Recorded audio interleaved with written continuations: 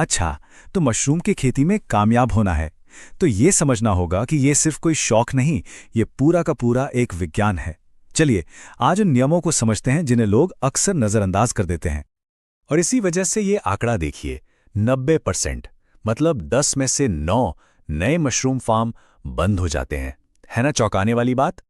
तो सवाल यही उठता है कि आखिर ऐसा होता क्यों है? क्या कोई बहुत बड़ी गलती कर देते हैं ये लोग? जी नहीं, कोई बड़ी गलती नहीं, बल्कि इसकी सबसे बड़ी वजह है वो शुरुआती जोश, जिसमें लोग उन बेसिक रूल्स को ही भूल जाते हैं जिन पर सब कुछ टिका होता है। तो चलिए उन 4 अटल नियमों पर नजर डालते हैं जिन्हें तोड़ना मतलब अपनी सारी मेहनत पर पानी फेरना है। सबसे पहले, जगह तैयार कैसे करनी है।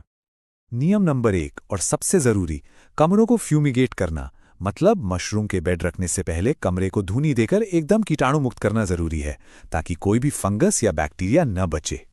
नियम नंबर 2, एकदम सख्त साफ सफाई। ये कोई ऑप्शन नहीं है। फार्म में घुसने से पहले हाथ पैर धोना बहुत बहुत जरूरी है। तीसरा नियम है माहौल पर नजर रखना। देखिए, मशरूम बहुत नाजुक होते हैं, तो कमरे का तापमान और नमी, इन पर तो लगातार नजर रखनी ही पड़ेगी। और चौथा नियम, बाहरी लोगों की एंट्री बिल्कुल बंद। याद रखिए, मशरूम की खेती में सबसे बड़ा कीड़ा इंसान ही है, जो अपने साथ बीमारियां ला सकता है। इन नियमों के अलावा एक और चीज है जो आपकी कामयाबी तय करती है, और वो है आपकी सोच।